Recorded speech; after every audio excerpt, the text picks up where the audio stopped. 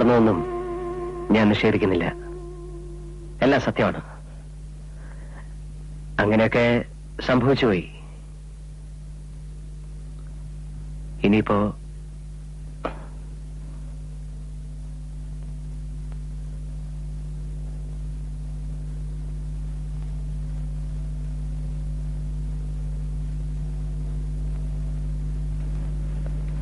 മാഷിക്ക് എന്നെ കൊല്ലാനും തോന്നുന്നുണ്ടോ? കൊന്നോളൂ.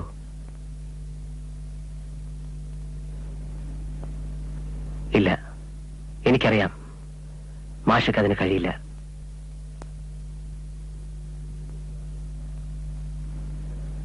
പിന്നെ ചെയ്യാവുന്നത് മാഷിക്ക് എനിക്കെതിരെ കേസ് കൊടുക്കാം. കൊടുത്തോളൂ. അപ്പോഴും പകരം വീട്ടി എന്നൊരു സംതൃപ്തി മാഷിക്ക് ലഭിച്ചെന്ന് വരില്ല. പണവും സ്വാധീനവും ഉപയോഗിച്ച് ഞാൻ കേസ് ജയിച്ചെന്ന് വരും. മാത്രമല്ല, കോടതി മുറിയിൽ കേട്ടു നിൽക്കുന്ന ആളുകളുടെ മുമ്പിൽ വെച്ച് കഴിഞ്ഞതൊക്കെ വള്ളി പുള്ളി വിടാതെ വിസ്തരിക്കാൻ പറഞ്ഞാൽ തമ്പുരാട്ടിക്ക് അതിന് കഴിയുമോ? സാക്ഷിക്കൂട്ടിൽ നിന്നുകൊണ്ട് ക്രോസ് വിസ്താരത്തിന്റെ നാണം കെട്ട ചോദ്യങ്ങൾക്ക് മറുപടി പറയാൻ മാഷിന് കഴിയുമോ? അവിടെയും എനിക്ക് നഷ്ടപ്പെടാനൊന്നുമില്ല. നഷ്ടപ്പെടുന്നത് മാഷിന്റെ അന്തസ്സും അഭിമാനമായിരിക്കും. ആലോചിച്ച് എന്താ വേണ്ടെന്ന് വെച്ചാൽ മാഷ് തീരുമാനിക്കേ.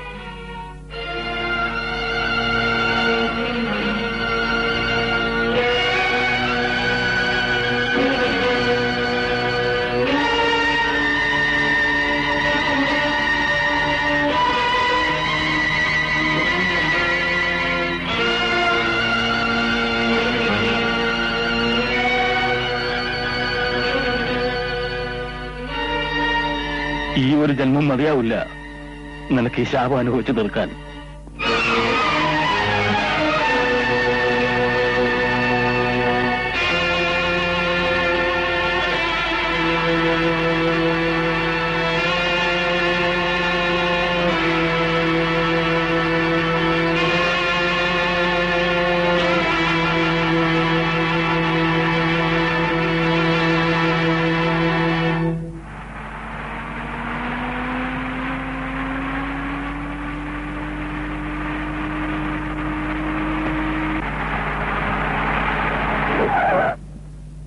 എന്താ? എന്തു പറ്റി? കുമാരൻ മാഷ് മരിച്ചു.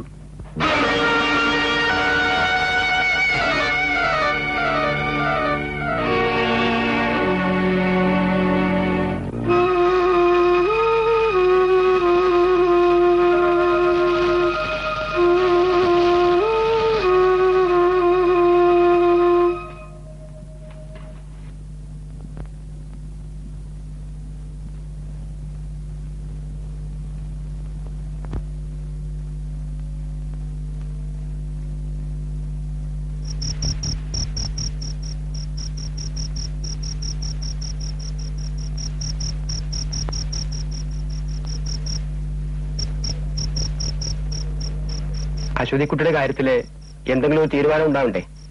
എന്താ നിങ്ങളുടെയൊക്കെ അഭിപ്രായം? ഇവിടെ ഒറ്റയ്ക്കാക്കിയിട്ട് പോവാച്ചാ തുണയ്ക്കൊരാളും കൂടി ഇല്ലാണ്ട് കോലോത്തേക്ക് കൊണ്ടുപോവാ അതിന്റെ ബുദ്ധി. വിളിച്ചോണ്ട് പോവാന്ന് വെക്ക. കോലോത്തെ കാര്യങ്ങളൊക്കെ ബഹു കഷ്ട. തമ്പുരാക്കന്മാരെന്നൊക്കെ പറയാന്നേ ഉള്ളൂ. എടുത്ത പൊങ്ങാത്തത്ര ഭാരം ഓരോരുത്തർക്കും ഉണ്ടായിരുന്നു. അതൊക്കെ ശരി തന്നെ. എന്തൊക്കെയായാലും അശ്വതിക്കുട്ടി കോലോത്തെ സന്തതിയല്ലേ. നമുക്കിവിടെ ഉപേക്ഷിച്ച് പോവാൻ പറ്റുമോ? ആർക്കും ബുദ്ധിമുട്ടില്ലാണ്ട് ഓരോരുത്തരുടെ അവിടെയായിട്ട് അവളങ്ങോട്ട് കഴിയട്ടെ. ബന്ധുക്കളായിട്ട് നമ്മളൊക്കെ അല്ലേ ഉള്ളൂ.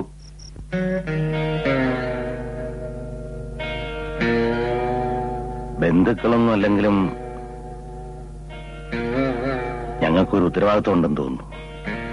കുമാരവർമ്മ മാഷ് ഞങ്ങൾക്കൊക്കെ ഒരു സഹോദരനെ പോലായിരുന്നു.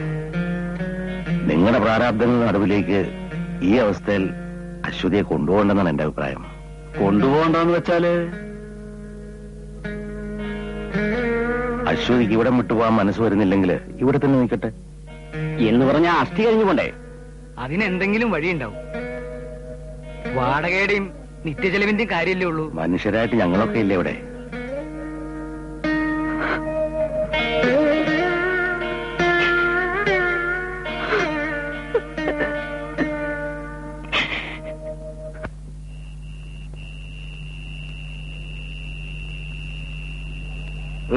എന്ത് പറ്റി? ഈ സമയത്ത് ആദ്യമാണല്ലോ ബംഗ്ലാവിൽ ചടഞ്ഞുകൂടിയിരിക്കുന്നത്. ഇന്നെന്താ നാട് ഭരിക്കാൻ ഇറങ്ങുന്നില്ലേ? ഇവിടെ നിന്ന് ഇറങ്ങിപ്പോയ ആ പള്ളിക്കൂടത്തിലെ സാറ് പിന്നെ തിരിച്ച് വീട്ടിലേക്ക് പോയില്ല, അറിയോ? പോകുന്ന വഴി അറിയാതെ ട്രെയിൻ ഇടിച്ചല്ല ആ പാവൻ ചത്തത്. വേണമെന്ന് കരുതി മനസ്സൊന്ന് ചാടി ചത്തതാ. അപകട മരണമാണെന്നേ നാട്ടുകാർ കരുതിയിട്ടുള്ളൂ. സത്യം അറിയാവുന്ന രണ്ടുപേരെ ഈ ലോകത്ത് ജീവിച്ചിരിപ്പുള്ളൂ. ഒന്നാ പാവത്തിന്റെ ഭാര്യ, പിന്നെ ഞാനും. കരയാച്ചാ ഒച്ചയുണ്ടാക്കി ഇനി നാട്ടുകാരെ കൂടി അറിയിക്കാതെ കുഞ്ഞെ. പറയാനുള്ളത് ഞാൻ പറയും, അതിനുള്ള അവകാശം എനിക്കുണ്ട്. ബിസിനസും ടൂറുമായിട്ട് ഡാഡി ഒരു വഴിക്ക്, ക്ലബും നാട് നന്നാക്കലുമായിട്ട് മമ്മി വേറൊരു വഴിക്ക്. അന്ന് മേല് നോവാതെ മനസ്സ് നോവാതെ വളർത്തി വലുതാക്കിയത് ഈ കറിയാച്ചനാ. അതിന്റെ സങ്കടമുള്ളൂ കുഞ്ഞെ. ഡാഡി രണ്ട് കൈ കൊണ്ടും വാരിക്കോരി കുന്നോളം പണം ഉണ്ടാക്കി വെച്ചു. പുന്നാരം മോൻ അതിനേക്കാൾ പൊക്കത്തിൽ പാപം ചെയ്തു കൂട്ടുന്നു. ഇതെന്തിനുള്ള പോക്കാണെന്നാണ് എനിക്കറിയാത്തത്. കരയാച്ചാ, എനിക്ക് അല്പം സ്വൈര്യം വേണം. സ്വൈര്യമോ? ചെയ്തു കൂട്ടുന്ന ഈ പാപങ്ങൾക്ക് തപസ്സിരുന്നാൽ കിട്ടുമെന്ന് തോന്നുന്നുണ്ടോ കുഞ്ഞെ സ്വൈര്യം? നിർത്ത്. പോ.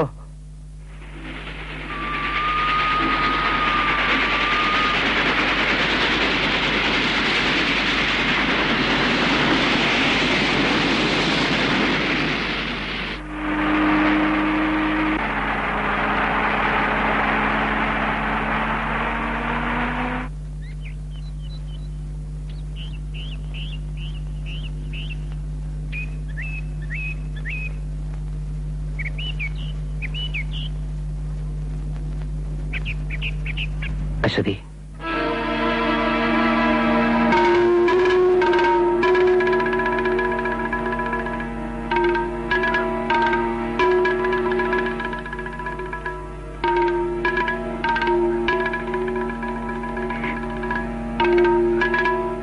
കഴിഞ്ഞതൊക്കെ കഴിഞ്ഞു. മനഃപൂർവ്വമായിരുന്നില്ല. തെറ്റ് പൂർണ്ണമായും എന്റെ ഭാഗത്താണ്. അതിനെ എങ്ങനെയാ തിരുത്തേണ്ടതെന്നും എനിക്കറിയില്ല. മാഷ് ഇങ്ങനെ ചെയ്തു കളയുമെന്ന് ഞാൻ സ്വപ്നത്തിൽ പോലും വിചാരിച്ചതല്ല. കഴിയുമെങ്കിലൊക്കെ മറക്കാൻ ശ്രമിക്കുക. എല്ലാം വരുത്തി വെച്ചിട്ട് എന്ത് പ്രായശ്ചിത്തം ചെയ്യാനും ഞാൻ തയ്യാറാണ്. പണമായിട്ടോ മറ്റെന്തെങ്കിലും സഹായം. സഹായോ? എനിക്ക് നഷ്ടപ്പെട്ടതൊക്കെ തിരിച്ചുതരാൻ തനിക്ക് കഴിയുമോ? എന്റെ കുമാരേട്ടനെ തിരിച്ചുതരാൻ തനിക്ക് കഴിയോ?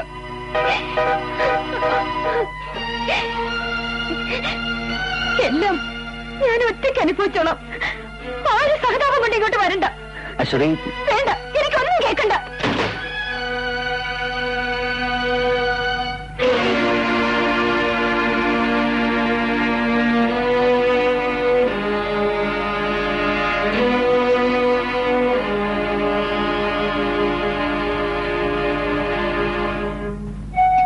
കേട്ടിട്ട് എന്റെ ഞരമ്പ് കിടന്ന് പിടക്കിന് ഡോക്ടറെ. പാവം കുമാരവർമ്മ മാഷ് ആത്മഹത്യ ചെയ്താണെന്ന് വിശ്വസിക്കാനും ഒക്കണില്ല. ഒരു സാധാരണ മനുഷ്യന്, പ്രത്യേകിച്ചും ഇതുപോലെ ശുദ്ധനായ ഒരു മനുഷ്യന് സഹിക്കാൻ ഒക്കുന്ന അനുഭവമാണ് ഉണ്ടായത്. മനസ്സിന്റെ നിയന്ത്രണം നഷ്ടപ്പെട്ടപ്പോ മാഷർക്ക് ജീവിതത്തോട് വെറുപ്പ് തോന്നിക്കാണും. എന്നാലും മാഷക്ക് അങ്ങനെ തോന്നുന്നുണ്ടായിരുന്നു. അവരുടെ ജീവിതം കണ്ടിട്ട് നമുക്കൊക്കെ അസൂയ തോന്നിയിട്ടില്ലേ ഡോക്ടറെ? ആ നായിന്റെ മോനെ അതൊക്കെ നശിപ്പിച്ചില്ലേ?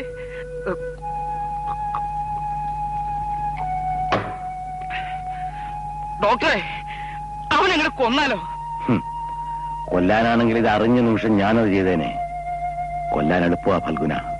പക്ഷേ അത് അവന് കൊടുക്കാവുന്ന ഏറ്റവും കുറഞ്ഞ ശിക്ഷയായി പോവില്ലേ? അപ്പോ പ്രതികാരം ചെയ്യേണ്ടെന്നാണോ ഡോക്ടർ പറയണേ? ജീവിതത്തിന് മുമ്പിൽ പതറാതെ നിൽക്കുന്ന അശ്വതരൻ നിഴല് മാത്രം പോരടോ അവനോടുള്ള പ്രതികാരമായിട്ട്.